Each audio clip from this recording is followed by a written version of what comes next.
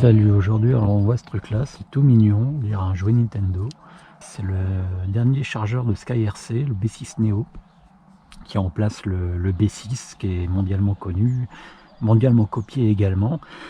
Et donc on a un format beaucoup plus réduit, contrairement au B6, c'est au moins 3-4 fois plus grand.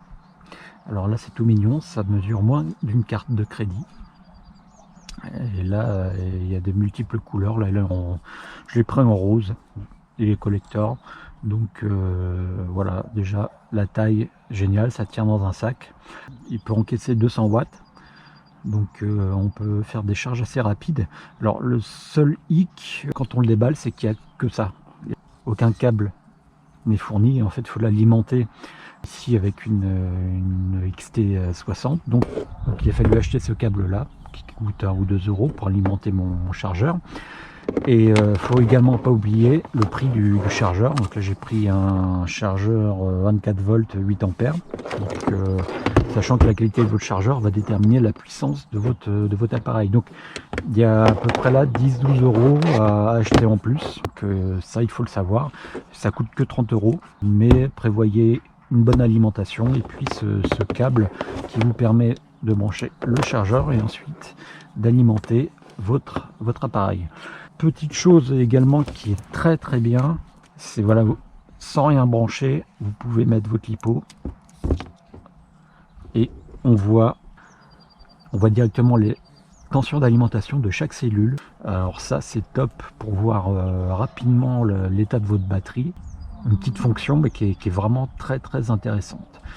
On va voir maintenant pour ce qui est de la charge. Donc je le branche. Voilà, ça démarre. Ok, je comprends les risques. Donc on va chercher une 6S. Alors bon, on a les boutons pour aller dans les menus. Je peux choisir entre l'hypo,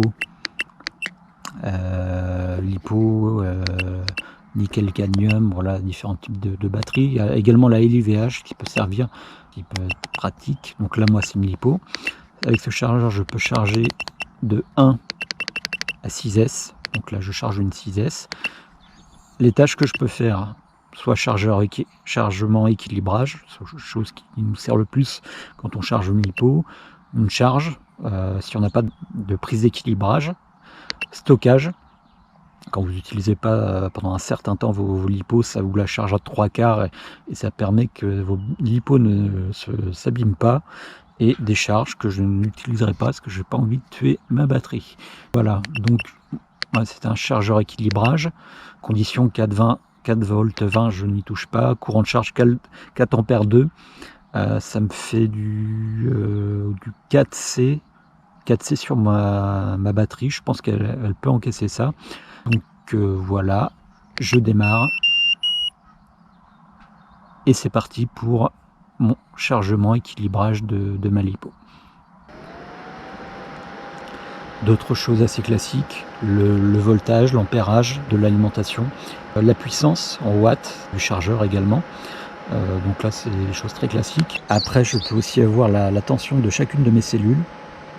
Et également un point très intéressant, je peux mesurer la résistance interne de chacune de mes cellules. Et ça sans changer de menu, je peux le faire durant la charge. Donc ça c'est un point vraiment très chouette et qui permet de vérifier la santé de vos lipos. Voilà, donc un bon petit chargeur. L'ergonomie est très simple, il n'y a pas besoin de mode d'emploi. Si vous avez déjà chargé des lipos, voilà, il n'y aura aucun souci. Et sinon, il n'y a rien de bien compliqué, il n'y a pas de piège dans ce chargeur, tout se passe pour le mieux.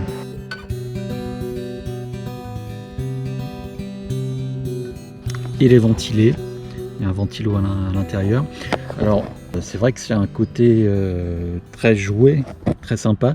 Bon, ça fait aussi très plastique, contrairement au B6 d'avant qui était tout en alu, et voilà, c'était aussi un objet qui tenait bien en main, bien lourd.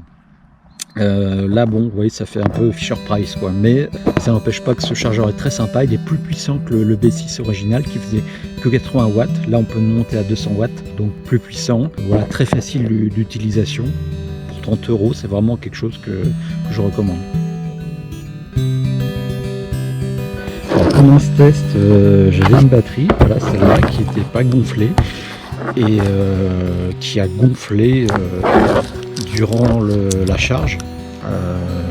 Donc elle était brûlante, là ça va, elle a refroidi. Quand j'ai mesuré les résistances internes, il y a des cellules à plus de 30 milliohms, 30-40 milliohms, donc c'était énorme.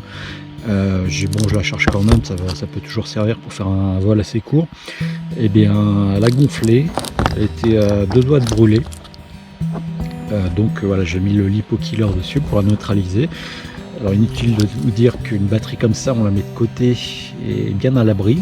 Et également, voilà, vous idée l'importance de charger vraiment, faire vos chargements en extérieur, parce que un pépin est très vite à régler.